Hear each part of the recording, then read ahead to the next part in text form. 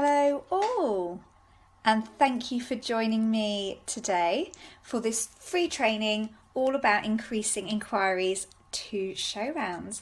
For those of you who don't know me, my name's Olivia Ridderford and I am from Host Venue Consultancy. I'm really passionate about helping people like yourselves that manage, run or own wedding venues gain the success that they deserve within the bridal market. My aim is to get you standing out and selling out in 2020 and beyond. So the first tip I'm going to start with is you need to be talking to your ideal client. This forms the basis for absolutely everything that you do in marketing terms. So you may have lots and lots of inquiries coming your way, but are they couples that form your ideal client? Your conversions are going to be very skewed if this isn't the case. So make sure that whatever marketing you put out there, from social media posts, your brochure, your website, totally speaks to your ideal client. You need to be completely and utterly laser focused on who you are serving. And I'm not talking about engaged couples who live within a 15-mile radius of your property. I'm talking about Sarah, who's 29. She's an interior designer. She has a beautiful little dog called Bertie. I could go on. It's about, really honing in on those points. So think about those couples in the past that have really epitomised your venue. Those that you've gelled with the most as the owner, manager or coordinator, who didn't negotiate on price, who dearly loved the property inside and out, and also raved about you post-wedding. I would suggest creating an ideal client profile that you have stuck up in your office so you continuously know who you are talking to. And why should you do this? Well, it will save you time and investment in the long run. Everything you do, from writing copy to posting social media posts, ideal client. So when putting together an ideal customer profile, ask yourself the following questions. What style is your couple looking to have at their wedding? What millennial trends are they most influenced by? What is the one thing they won't compromise on when planning your wedding? Where does the couple get their wedding inspiration from? And what is the selling point of your venue for this couple? Is it accommodation, scenery, exclusive use, etc.? Moving on to your online inquiry form, do make sure that you have a mandatory telephone number field or preferred contact type on there. So does your current contact form have a telephone field? Answer is probably yes, but is this a compulsory section? You're missing a trick here, I feel, if you leave that open or able to be left open blank for your clients, because although many millennial couples would prefer to be texted or emailed, it's great to try and get that one-to-one relationship built. Do put a field in there on how they would most like to be contacted, and it then gives them the control on how you should either pick up the phone, email, WhatsApp, however they feel they want to be contacted. You're more likely to get a response that way based on the way that they've suggested. Also, provide a call to action on your inquiry reply email. So make the show round appointment a thing of urgency.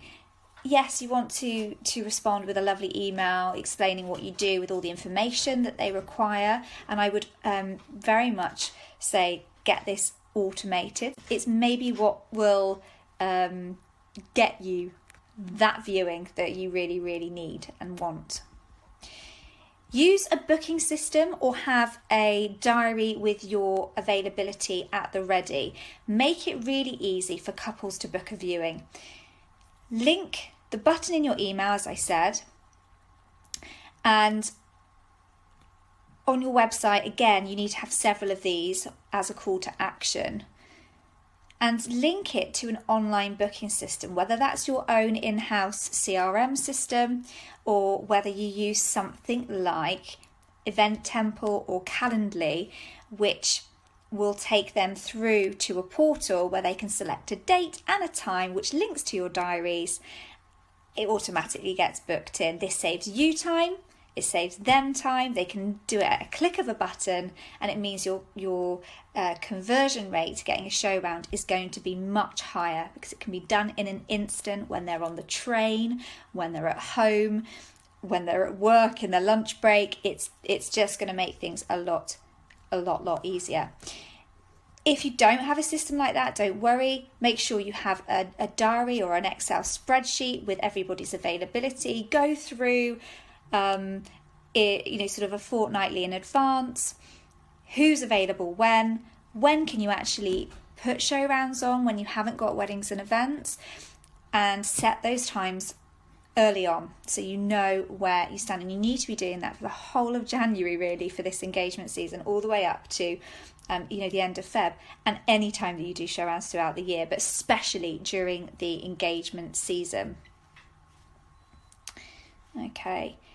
The other thing that you want to do is you want to entice them in and paint a picture of what a show round at your venue is all about.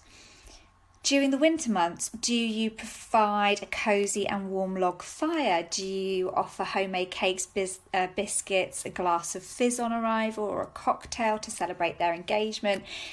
Try and use all the senses to encourage them to book a show round with you. People like to be spoiled. It's a very exciting time in their lives, and you've got to treat them like they're a VIP, because they are. So try and entice them in, tell them what to kind of expect, but leave some surprises out, because it's always nice to have a surprise on the day. Another thing to try and keep those show rounds going is ensuring that you provide a courtesy call or email or text to remind them that their appointment is tomorrow or whatever. I would do maybe a 24-hour notice period on things like Calendly and some of these Event Temple or other CRM systems. You can actually set those to go out automatically, and I think texting works really well because it gets to their phone really quickly, and if they've got any problems they can obviously let you know, and then you hopefully won't have as many no-shows, because I know how so annoying that is when you've booked in several show rounds and people just don't turn up or don't let you know about it. If for any reason people aren't able to attend a show round in the near future, could you record a video of a standard show round? Could you do a FaceTime call or Skype call, depending on where they are in the world? That could work really well as well, and it may whet their appetite and give them some urgency to come and actually view you as well. They can do all of that in the comfort of their own home. Talking about urgency, create a level of urgency when booking in viewings. Say that due to the nature of your business and with many events and weddings in the diary, you only have limited availability to show the beautiful venue to couples. So give them the dates, and hopefully from there they will choose something that's suitable for them, and they will make it work if they like what they see.